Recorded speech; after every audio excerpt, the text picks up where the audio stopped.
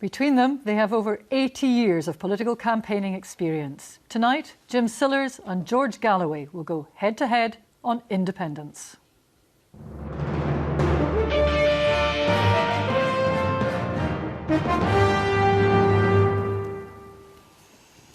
Good evening, welcome to the latest in our series of Newsnight Scotland referendum debates. Tonight we have two veteran campaigners in the spotlight. Jim Sillars has made the journey from being a Labour MP to becoming deputy convener of the SNP, in between finding the breakaway Scottish Labour Party and winning the 1988 Govan by-election for the SNP. He's written a manifesto for a socialist independent Scotland called In Place of Fear 2. George Galloway has been a Labour MP representing Glasgow Hillhead from 1987 until 2005, although he was expelled from the Labour Party in 2003. He's now the MP for Bradford West and leader of the Respect Party. He's touring Scotland, campaigning for the Union with his Just Say No shows. Welcome to you both. Well, let's get started. Isabel, you've got the first question. George Galloway, would an independent Scotland have the people and the talents to prosper? Sure, the Scottish people are tremendously resourceful. Talent will not be in any shortage, neither will resourcefulness. But the facts are chiels that win a ding. This proposal that we're voting on in September, which is not Jim Sillars' proposal, but Alex Salmond's, is, as Jim Sillars described it, nonsense on stilts. And it's a very poor campaigning slogan. Vote yes for nonsense on stilts. Mr Sillars, if I can ask you, are you happy to kind of leave the people of the north of England, the Welsh valleys, to a government that perhaps a right-wing government that they might not vote for? Before I answer that, it's very important that people in Scotland know that this referendum is not about Alex Salmond. It's not about the SNP. You're not being asked to endorse the white paper. This is a national issue. Salmond's mortal, the Scottish people are immortal. And this is about what we'll do with our country when we are absolutely free of Westminster. Now, am I happy to leave the people of the northeast of England? Well, we are not a region of a country. We are a nation. And we can escape from what is to come inside the United Kingdom, which is a skint organisation and which is at the final stages of the end of the English/British Empire. I'm very sorry for the folk in Merseyside in the northeast of England. They are stuck with the nation which they are members of. I look at Scottish state interests and say, we have voted along with you time after time after time after time, and we end up at the end of the day not getting the policies we voted for. It's time that we started not to be blackmailed by this stuff, but say Scottish state interests. We must look at them, and if that's the case, we decide that we depart from a United Kingdom in terminal decline. But there are no Scottish state interests. This is the fundamental flaw at the heart of nationalism. The bus driver in Bathgate has far more in common with the bus driver in Bradford than with the man that owns the bus that he drives, who happens to be the biggest donor to Scottish National Party coffers and the biggest funder of the Yes campaign. I have nothing in common with Brian Souter. When Jim was a champion of the miners in Ayrshire, he had everything in common with the miners in Durham and nothing in common with the Yule and Dodds drivers who were scabbing on the miners' strike, even though they were Scottish. This is a fundamental flaw in the nationalist idea. But when we look at the political makeup of the UK, it's fair to say the Conservatives and UKIP more popular in England than here in Scotland. Is there not an argument for an independent Scotland being a social beacon for the rest of the UK? Well, it wouldn't be, because as I said at the beginning, facts are chiels that win a ding. This nonsense on stilts, which is, Jim, what people are voting for, is for a currency union with the Treasury in London. It's right, Jim's right, it is nonsense on stilts. You wouldn't be independent at all. You'd be entirely dependent on the fiscal monetary policy set in the Treasury and in the Bank of England, the clue being in the name. What would happen though? What would happen? And it's already been announced by the SNP. 3% cut in the taxation on private companies' profits. And we'll come to those Thus, issues in the just a race to second. the bottom begins. We'll come to those issues as we progress through the programme, but could it not be argued that a yes vote in Scotland would be a seismic shift across these islands that could lead to political change and benefit in the way that you would like to see the people of Merseyside and these other areas that you've mentioned? Well, it would certainly be a shock, and a shock just like the one that Mrs Thatcher introduced, laying waste to the Scottish industrial heartland, which has never recovered. For example, when there are no MOD orders for the Clyde shipyards, the job loss will be the equivalent of the job loss at Linwood when the motor manufacturers pulled out of there. There's a real danger that Scottish... Why would there be no MOD orders before you progress that? Why would the MOD place its orders for its warships in a foreign country? Well, why would the Scottish Government not be able to come up with contracts and orders for that? I'm not sure what size of a navy the new Scottish SNP government would begin to build. But the more that they built, the less they'd be spending on the vital necessities of life in Scotland. And they've made it clear. It would be a free market, low tax. They've already announced it's the one part of the budget they are ready to write before independence. A 3% cut in corporation tax. And so what they would have to spend would have many, many mouths to feed. Jim Sillars, would independence bring political change elsewhere in the rest of the UK? No, I want to answer this. George is doing what the No campaign tactic is, and that is to glue Alex Salmond and the SNP to the idea of independence, attack Salmond and the SNP, and therefore bring down independence. He has not uttered a single word against independence per se. Indeed, at the start, he admitted we are a viable unit, both politically and economically. It's hardly an admission, Jim. Well, it's a very important admission, because you then have got to argue against that political entity being independent, which you have not done. You've argued against Salmond and the SNP. Well, they are not the issue. They are the issue. No, you would say that, wouldn't you? Because you have the same views on Alex Salmond and his nonsense on stilts as I do. But everybody knows this white paper was written by Alex Salmond. He's the Chief Minister now. He'd be the Prime Minister in an independent Scotland. You'd have an SNP profit tax cutting government. That's the reality. It's not Jim Sillars that will be running Scotland after independence. Neither would it be me. It would be Alex Salmond. And the reason you don't want to face up to that is because you know that in the Labour heartland that we both come from, people are deeply sceptical about Alex Salmond and the kind of politics that he represents. Well, let's give Jim Sillars a chance. Alex Salmond will not necessarily become the first Prime Minister of Scotland.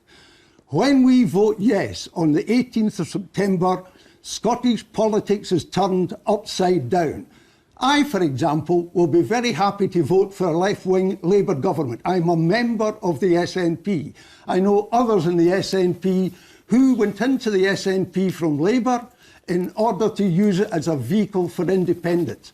When it's provided that particular function, then we leave it be. And this is the Galloway no idea. Attack Salmond, attack... How about attacking independence, George, for a change? I do wonder, Mr Galloway, about your intervention in this country. Are they welcomed by the No campaign? Well, I have nothing to do with the official No campaign. They campaign with Tories. I hate Tories more with every beat of my heart. They campaign under a Union Jack. Union Jack has nothing to do with me. So I have my own campaign. Do you have a vote in this referendum? No, but I've got a voice.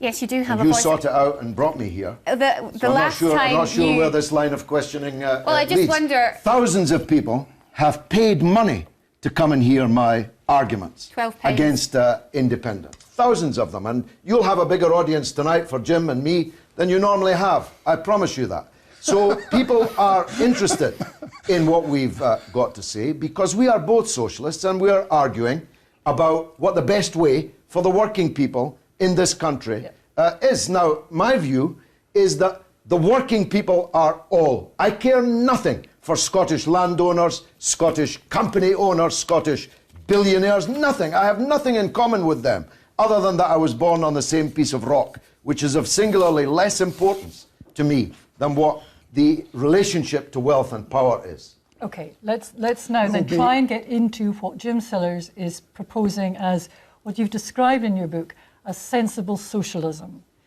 How do we get from the sort of economy we have at the moment, highly integrated, modern economy, flexible labour, a lot of capital investment is mobile. How do we move from where we are now to where you want to be? Well, in 2016, we as a people in Scotland have options. And one of the main options is to move away from the kind of failed economic model we have at the present time. And it's in manifest failure.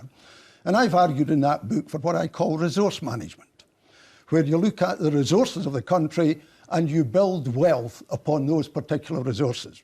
Let me give you an example from the oil. Most debate about oil is about the oil revenues. I want to look at the black stuff itself. I want a Scottish National Oil Corporation, which actually owns part of the North Sea oil field on behalf of the Scottish people. Now, just think what you could do with a small portion of the black stuff. If we refined it at Grangemouth and then used it to lower the price of petrol, diesel and jet fuel supplied to aircraft coming into our airports, you have a tremendous stimulus to the transport industry, to our airports. Families have got more money in their pockets, and also you have a tremendous stimulus to the tourist industry. Would you nationalise anything else? I'm not talking about nationalising the whole of the North Sea. One of the problems we have in Scotland is that we are totally ignorant, most of us, of what the North Sea involves. There are 570 rigs out there. It's not a pond. It's a major oil field. The Scottish National Oil Corporation can be created without a great deal of trouble, which means that we have a window onto the oil industry that we were denied when the British National Oil Corporation was destroyed by Margaret Thatcher. Mr. let me, just before we leave this, and if you don't mind being fairly brief, to pick up on a couple of points leading from this, you have also made comments about the decommissioning of rigs and how that should be compulsory, and our Scottish Government could direct that. And also the oil fund. Will there be an oil fund? Well, I'm opposed to an oil fund. I think that one of the principal problems facing an independent government of whichever political colour is the debt, the share of the debt that we would inherit. And I would use any oil money that becomes available for the reduction in the debt. And that therefore frees up a lot of resources for other things in the economy. So Alex Salmond and I part company on that. And the point I've been trying to make to George and others is that we've got options come the 19th of September. Well, before and one of them is to get rid of Alex Salmond. Well, before we come to George Galloway, just on that point, you said that you would like to vote for a socialist Labour Party in an independent Scotland. Did you hear anything from Joanne Lamont at the weekend that would allow you to put your cross in the box for Scottish Labour come 2016 if there was a yes vote? Not yet, but there were moves, weren't there? And once Scottish Labour has Middle England off its back, then I think we'll see a very different one. And I've talked to people inside Labour for Independence. They have a dual purpose. One's to get a yes vote, and the second is to change the Labour Party to a much more socialist one than they have had previously, particularly under the Blair years. And if we get that, I will be very happy to cast a Labour vote. Mr. Galloway, this vision of kind of sensible socialism, is it not something that you would like to see as a vision for Scotland? Every right-thinking person's in favour of sensible socialism. The task is how to get there. Jim and I together used to ridicule the Scottish National Party before the oil was discovered, when they seemed to imagine a kind of Brigadoon Scotland based on whisky and tourism and square sausage, if they had any sense. We used to ridicule it. Now we're being asked to support nationalism, now that the oil is running out. Jim has got all his eggs in the oil basket. But people in Scotland might be ignorant, Jim, about the intricacies of the Scottish oil business, but there's one thing they're not ignorant of, and that is that the oil is running out. And secondly, that its price fluctuates fantastically. It'll be finished by 2050. My children, your children, and their children have got to live much longer than that. Now, the point is this. Jim and I have both known an oil price as low as $12 a barrel. And we've known it as high as $150 a barrel. 156, I think, is the highest that I have in my mind. The point is, you can't put all your eggs in the basket of a commodity that's fast running out and whose price you simply cannot predict. What if fracking takes off? I hope it doesn't. But what if it takes off? The price of oil will fall. And if all your economy is predicated upon oil production, which is in any case declining, must decline, then I think you're up the river without a paddle. But certainly... excuse me, it is not predicated only on oil. If Scotland becomes independent in 2016, our balance of trade becomes huge, unlike the United Kingdom, which has got a balance of deficit, trade deficit, and has had it for years and years and years. We become an entirely different country. We can use part of the oil to stimulate the other parts of the economy. But the Centre for Public Policy in the region said today that actually the deficit in independent Scotland is going to be lower because of falling oil revenues. Sorry, if you just let me finish and then I'll answer your question. If, in fact, we have a better balance between manufacturing and services in Scotland than south of the border. Now, what's your question? Well, the Centre for Public Policy in the region said the deficit would remain high in independent Scotland as a result. Oh, I've read that, yes. Of falling oil revenues. One of the things I find interesting about these think tanks is that the tank they think in is a very, very shallow one indeed. They argue in that paper that the United Kingdom will be in $5 billion deficit. They believe in fairies if that's the case. Do you know what the United Kingdom debt is going to be in 2017? £1.55 trillion. With the debt payment having to be around about 78 billion. That's predicated on the present recovery, so-called. The present recovery is built on sand. It's built on the same basis as the crises we're just coming out of. More government debt and more private debt. Do you know what the private debt is? You know what the individual private debt is in the UK at the moment? It's £1.4 trillion. But you talked about a reformed economy in Scotland. Just to go back to Isabel's initial question, how do we get to that point? How long does it take before, if the oil is a dwindling resource, before we get to this reformed, buoyant economy? Hang on, let's just get something to... The misuse of words. It's running out, says he. You talk about dwindling. We're talking about 21 billion barrels of oil. And if it runs out in 2015, we've got from 2016 to 2015 to do something with it we've been prevented from doing since the day and hour the first drop came ashore. But last year it fell to £5 billion, much lower than the Scottish Government's estimates. And the current year shows a further fall, not yet published. Yes, it'll go up and down. We all know that. Quite. Well, yes. Who's to say in 4 years' time that it's not going very, very high up because of circumstances in the world? But what if it goes very, very far down? Well, I mean, are you really prepared to mortgage your children and their children's future on a resource that is either running out or dwindling, or at least in Jim's terms limited? It must be limited. There's no sensible person says we're still going to be producing beyond 2050. Are you ready to mortgage your children's future on an oil price you can't possibly predict, that has been as low as around 10 and has been as high as around 156? That's nonsense on stilts. Who's voting for your form of socialism, George Galloway? Well, there is not an option here in Scotland. Well, there was in 2011, and there were 3 different socialist parties around, and they polled roughly 28,000 That's not my votes. kind of socialism. You're talking about parties, or different classes of Trotskyism. That's nothing to do with me. I'm with Sillars for sensible socialism. It's not a question of who's voting for it. This is about a referendum in which it's yes or no. Yes to nonsense on stilts, or no to nonsense on stilts. But when it comes to it, surely we're talking about voting, because to the heart of this matter for many people is the fact that they would get the governments that they voted for in Scotland. Jim can whistle in the wind, but he knows that Alex Salmond will be the first Prime Minister. And he knows that Alex Salmond and his party, with their addiction to nonsense on stilts, will keep the Queen, will stay in NATO, will do everything that they can to stay in the pound, governed by the Bank of England. Clue, again, I say, being in the name. There's nothing in that for Scottish working people. There might be for Jim Sillars' proposals. I haven't read his book yet, but I will. There might be something in Jim Sillars' proposals, but that's not what we're voting for. Mr Sillars, do you see the SNP as a socialist party? Of course it's not. No. And it's never pretended to be. What is it?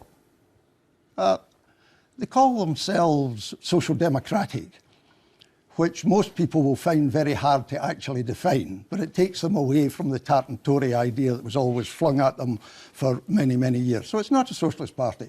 And that's one of the reasons why I'm quite convinced the SNP will not win the 2016 election. George keeps going on as if it's Alex Salmond that's the issue here. It isn't Alex Salmond who's the issue.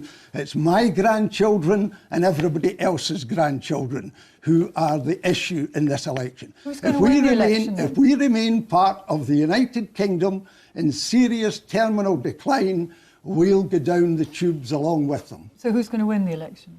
I would imagine a rejuvenated left-wing Labour Party would win the election. A very good chance of winning the election. Do you have any concerns at all, Jim Sillars, that at this stage, in articulating what you are articulating, that at the very time the SNP is trying to calm voters by, as George Galloway has criticised, retaining many of the things that exist within the Union at the moment, they're trying to get rid of the fear. They're saying, look, this is what we've thought through, this is how this would work, there isn't an issue about currency, and on it goes. Have you any concern at all that you undermine the prospect of independence by taking the stance and making the comments you make now? No, I think I'm enhancing it. Because one, as I repeat, it is not about the SNP. It is certainly not about the semi-manifesto in the white paper. It's about something the Scottish working class can rally to and get when they become the majority in 2016. But do the Scottish middle class have the stomach for what you're proposing? Isabel, this is very interesting. Because a big chunk of what we call the Scottish middle class are like my children, who come from working class homes and themselves have working class values. And I haven't found any difficulty in talking to that section of the middle class about the need to raise the living standards and the prospects of what we call the working class. Are they willing to pay more for it? It's interesting, you seem to suggest that there are different values in Scotland, and others have made the same suggestion during this campaign. Yet when we look at opinion polls, for instance, the benefits cap that's being proposed by Westminster, popular with over 70% of people in Scotland. Maybe the values aren't so different. No, I think they are different, but it's one of the great regrets in my life that we have fallen for the Tory idea that there are the deserving poor and the undeserving poor. And if any of those folk are listening and watching tonight, I've got to say to them, it's about time you rate your conscience. The people responsible for the economic and political and social situation we are in today are not the people on benefits. It was the bankers who did it. So get your perspective right and get your priorities right and rediscover your values. Well, I agree with that, but it just goes to show that the idea that an independent Scotland would be some kind of cold water Cuba is perfect nonsense. The reality is there are 416,000 explicitly conservative voters in Scotland. There are many people who vote SNP in the rural and Highland heartlands who are essentially Scottish Tories. The idea that a Scotland that came out of all of this would be the kind of Scotland that Jim or I would like to see is perfect nonsense. We'd be in a race to the bottom, and the losers would be the very working class that Jim has spent his life trying to liberate, because the taxes in the country would be cut to entice corporations. The English Tory government, and it would be an English Tory government because they'd be starting with 41 of a start if Scotland was pulled out of the Westminster arena, would be undercutting us. We'd undercut them. standards, regulation, taxation, public expenditure would all fall, not rise. Therefore, the standard of life of working people and the poor in Scotland would fall and not rise. How can you guarantee, Jim Sillars, that that isn't the case? George is actually in two, his mind is in two prisons. One is a United Kingdom prison. He can hardly view Scotland outside of the model of the United Kingdom. And he's in the other prison. He detests Salmond and the SNP so much that he can't move himself away from that target. The working class people in Scotland are in a majority. And if you ally them to that group of the middle class I was talking about, then we will win in 2016. And I'll tell you why. Right now, tonight, there have been thousands, and I do not exaggerate, thousands of people working all over this place of Scotland for a yes vote. People who are becoming political and becoming radicalised as they go round the housing schemes. And they've told me, no way are we going home on the 19th of September. And one of the reasons for writing that book and the meetings I'm doing, I am trying to sow seeds of what we can do when 1 minute past 10 we have the sovereign power that is ours between 7 a.m. and 10 p.m. Let me ask you then, Jim, do you think there is a momentum now that whatever way the vote goes this time around, and I know what you want it to be, but whatever way it goes this time around, do you think now there is a momentum that is going absolutely towards independence at some point, or could that momentum be dissipated? No, I think the first tactic to frighten the light out of us has not worked. The second tactic still has some adhesion, because that's why George is punting it tonight. This is about the SNP and not about the independents. But I'm finding as I go round, and I've been very extensively around Scotland, that people are beginning to say we can, in fact, do it ourselves. I've been telling them, look, the greatest handicap we have is the myth of our own inadequacy. We've had it punted to us time after time, too wee, too small, too poor, too reliant on big cousin England. That myth of our inadequacy is beginning to disappear. And when it finally evaporates, which I think it probably will do round about June, July, you will see the yes side actually in the lead in the polls. Do you think, George Galloway, independence is inevitable? Maybe not this time round, but at some stage in the future? Not at all. In fact, only one out of the last 7 polls have shown the gap even narrowing. And who knows what tomorrow's polls will bring after this debate. I'll be claiming credit if they go my way. I think that the majority of Scottish people realise that they have more in common with other English-speaking peoples, working people, just a few miles away. There is nothing foreign about the people in Newcastle. There is nothing foreign about the Beatles in Liverpool.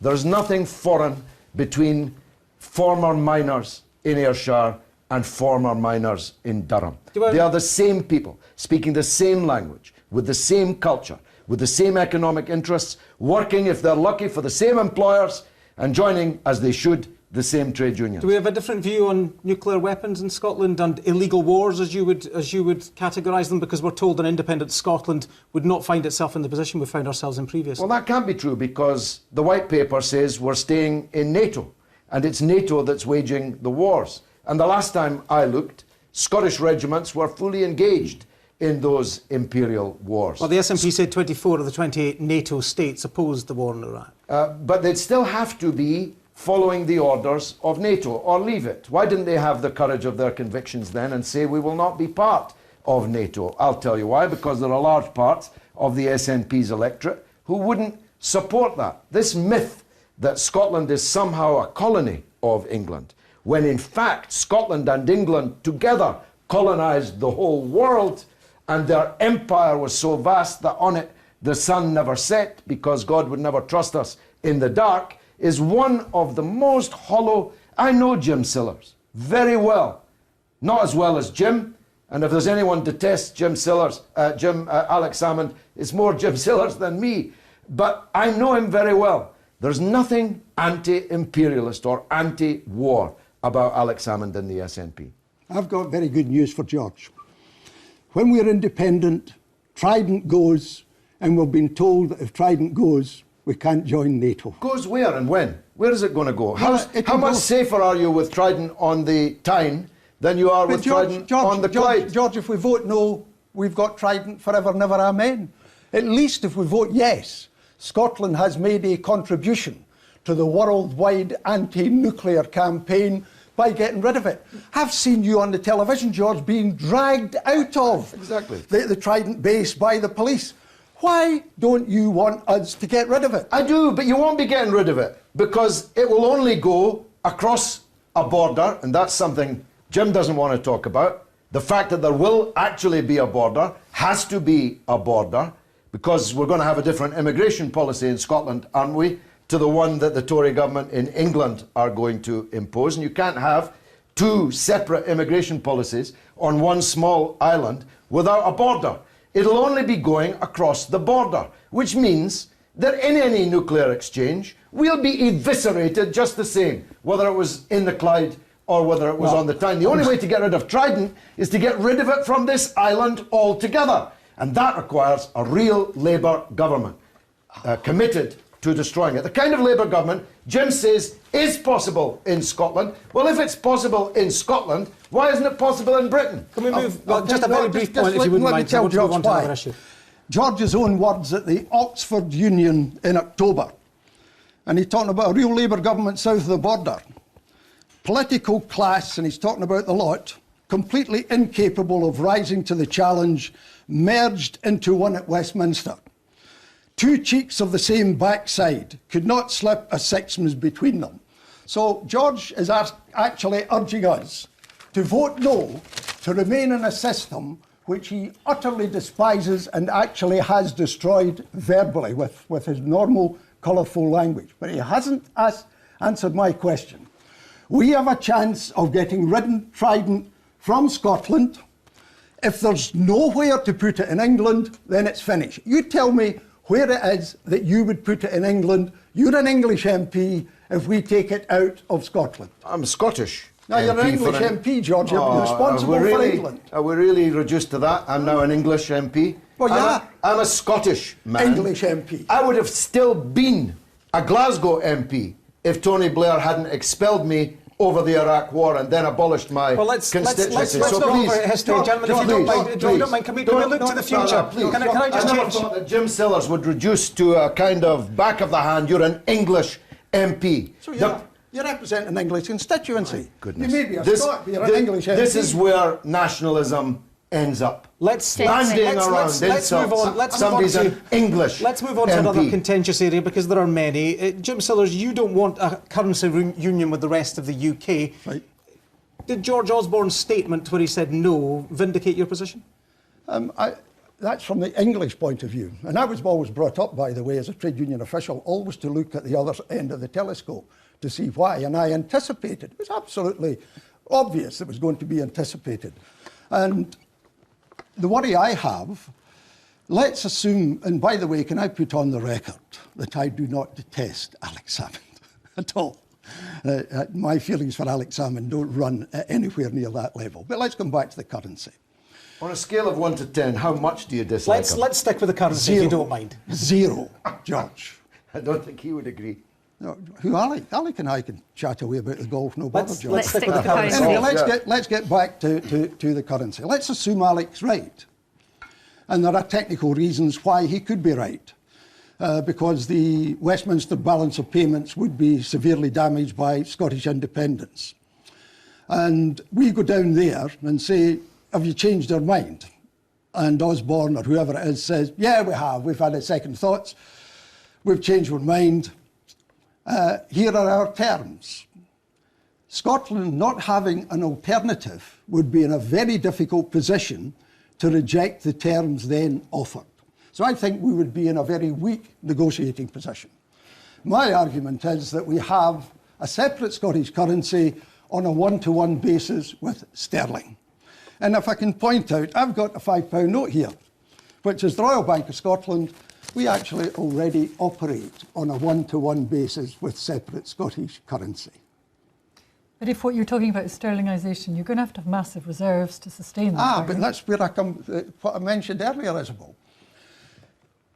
when we become independent, all of our exports, and that's the oil and the whisky and the salmon and the food and the manufacturing and all the rest, become a Scottish export. And nobody disputes this, our trade balance will be huge. And when you export more than you import, you bring in foreign currency reserves. So we would have a huge amount of foreign currency reserves underpinning that Scottish currency. Assuming the oil price held up. Even George, even if you keep talking about a surplus, Jim, but that's based on your supposition that the oil price will remain high. I'm saying to you, you have to budget on the perfect possibility that the oil price will fall, in which case your reserves will fall. It's all sounding a bit of a pig in a poke to me. Well, Mr. Galloway, if I can stick on the currency union, if we can just stick on the currency union for just a second, Mr. Galloway. It could fall. Sorry. If we can stick on the currency union for just a second, you as an MP, English or not, if there is a yes vote, would you help campaign for a currency union? No. It would not be in the interests of my constituents in Bradford to have a currency union with a separate foreign country, as it would then become. So no, I wouldn't. And it's nonsense on stilts, sorry to stress the point, as described by a certain Jim Sillars, to imagine that this currency union could possibly be achieved. Nobody in a divorce allows the wife or husband that walked out on them to continue to use their joint credit card. Just nonsense on stilts. We don't need a currency union. That's the point I'm making. It is perfectly possible to run a Scottish currency on the basis of our huge trade surplus on a one-to-one basis with sterling south of the border. No problem. We already do it on a day-to-day basis. How did that Royal Bank of Scotland do, by the way? I've been out of Scotland nearly 10 years. How did it do, that Royal Bank of Scotland? Is it doing fine? I don't know, George. You're the person in charge of these matters. I mean, you know as well as I do that the Royal Bank. And what if there's another banking crash? There you are now, George. What if there's another banking crisis? Well, of course, if you do read my book, you'll discover that the regulation will be better. We'll divide between the investment banks and the retail banks. And you know... The banks will move out, Jim. Why would the bank stay in Scotland to be regulated by your sensible socialist policies when they could relocate to London and be regulated by nobody? Well, tell me something. Nobody ever asks RBS and company, where are you going to go? Has anybody ever moved house? You know the trauma, and that's a very small thing for individuals to do, moving house. Think of moving a major financial institution. Where are they going to go in London? One of the most expensive real estate places in the world. How much is it going to cost them to change the IT system from Edinburgh down to London? These are the questions that should be asked. Where are you going to relocate? Let me ask you, just because time, I'm afraid, is as always against us, let's just ask about Europe, if you wouldn't mind. George Galloway, you want to stay in the EU. Wouldn't Scotland be in a better position on that front if it was independent? Because after the next election, if there's a Conservative government at Westminster, there may well be a referendum on this, and I'm confident about the outcome. I'm confident about the outcome of that referendum, and I'll be campaigning to remain in the European Union, as anyone with any brain cells will also be doing. But an independent Scotland might not even be in the European Union. I don't know if you missed it last week, but the region of Venice just had a referendum to withdraw from Italy. The Northern League already wants to break up Italy. The Flemish nationalists want to break up Belgium. The Basques and the Catalans want to break up Spain. And I could, believe me, go on. Why would the European Union states vote to allow a carte blanche to any part of any country that breaks away from the existing states to automatically accede to membership of the European Union? Isn't Scotland already a member? Are you suggesting that the EU would throw Scotland out? It's not a question of what I'm suggesting, it's what the President of the European Union told you. And I think the shock value of that is still to reverberate properly. Because if people vote for independence and this nonsense on stilts and end up not being allowed to enter the European Union, we'll really be up a gum tree. I think at one point, Mr Galloway, you said that Scotland would risk become small-minded and insular if we were outside Europe. Mr Sillars, do you think that would be the case? I don't see why I should change inside or outside Europe. My mind is exactly the same as it was previously and will be the same tomorrow morning as well, and that applies to everybody in the country. I have a preference, which is for the European Free Trade Association with Norway, Switzerland, Liechtenstein and Iceland.